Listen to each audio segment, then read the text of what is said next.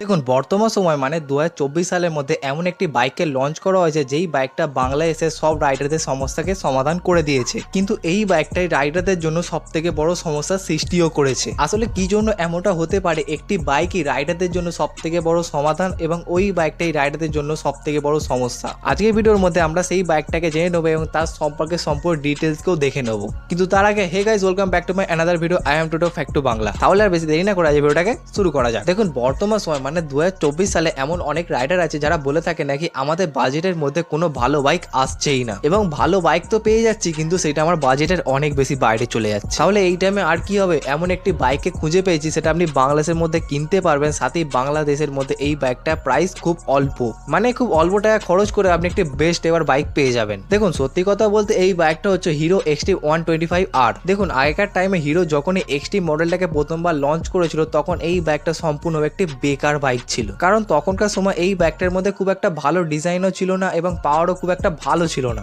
তবে এখনকার টাইমে হিরো এক্সট্রিমের মধ্যে এমন কিছু পাওয়ারকে ইম্পোর্ট করেছে এবং ডিজাইনটাকে এত বেশি ভালো বানিয়েছে যে এইটা এখন সব থেকে বেশি র্যাঙ্কে চলছে। এবার র্যাঙ্কে বলার কারণ হচ্ছে যদি আপনি আগের হিরো কোম্পানির সেলসকে দেখেন এবং বর্তমান যদি সেলসকে দেখেন হিরো এক্সট্রিম 125R এর, তাহলে আপনি আকাশ পাতালে তফাৎ দেখতে পাবেন। তাহলে এখন প্রশ্ন কি, তাহলে এই বাইকটাকে মানুষ কেন বেশি করে কিনতে চাইছে? আবার এই বাইকটা কেনার পর আপনি কি অনেক ভুল করছেন? দেখুন যদি এই বাইকটার ডিজাইনের কথা বলি তাহলে এই বাইকটার ডিজাইন কতকটা আপনি G900 মতন দেখতে পাবেন। হ্যাঁ সত্যি কথা বলতে এই বাইকটার ডিজাইন হচ্ছে সম্পূর্ণভাবে G900 কার্বন কপি। দেখুন এই টাইমে আমি ডিজাইনকে সম্পূর্ণভাবে বাদ দিয়ে দিচ্ছি, এর বদলে আমরা ইঞ্জিনের ব্যাপারে কথা বলে নিচ্ছি। যদি এই বাইকের ইঞ্জিনের কথা বলি তাহলে এই বাইকটার মধ্যে ব্যবহার করা হয়েছে 125 CC single cylinder air cooling engine, এবং এই ইঞ্জিনে আমি খুবই সহজে 12 হর্স পাওয়ার 8520 RPM খুব ইজিলি জেনারেট করে দিতে পারে। আর যদি এই বাইকের টপ স্পিডের কথা বলি তাহলে এই বাইকটার টপ স্পিড প্রায় 110 কিলোমিটার প্রতি ঘন্টা হয়ে থাকে। দেখুন সত্যি কথা বলতে এখন যদি আমি বাংলাদেশের সব থেকে বেস্ট এভার বাইক মানে জিক্সারের সাথে তুলনা করতে তাহলে জিক্সারের থেকে এই বাইকটা কিন্তু অনেক বেশি ভালো, কারণ এক তো জিক্সার 150 প্রাইস অনেকখানি বেশি থাকে এবং তার সর্বোচ্চ গতি প্রায় 115 কিলোমিটার প্রতি ঘন্টা হয়ে থাকে,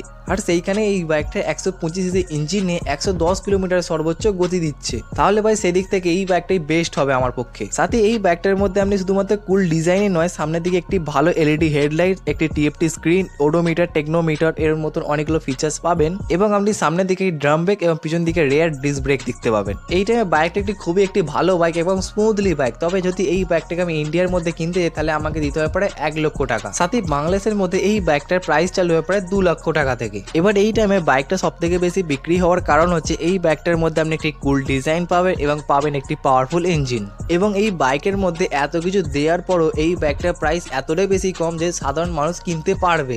এবার এই টাইমে এই বাইকটার মধ্যে মেন সমস্যা হচ্ছে এই বাইকটা এতটাই বেশি লাইট ওয়েট যে পড়ে গেলে এর মধ্যে আর কিছু পাবেন না। সাথে এই বাইকটাকে আপনি অনেকক্ষণ মানে প্রায় 12 কিলোমিটার চালানোর পর এর মধ্যে একটি আপনি ইস্যু দেখতে পাবেন। সাথে অনেক রাইডারে এমনও কথা আছে নাকি এই বাইকটার মধ্যে গিয়ারে একটু প্রবলেম হয়ে থাকে বেশিক্ষণ চালানোর পর, তবুও কিন্তু এই বাইকটা একটি রাইডারের জন্য সব থেকে বেশি বেস্ট বাইক হবে। বাকি যদি ভিডিও দেখে একটু বেশি ভালো লেগে থাকে ভিডিওটা শেয়ার, সাবস্ক্রাইব আর লাইক করতে একদম ভুলবেন না।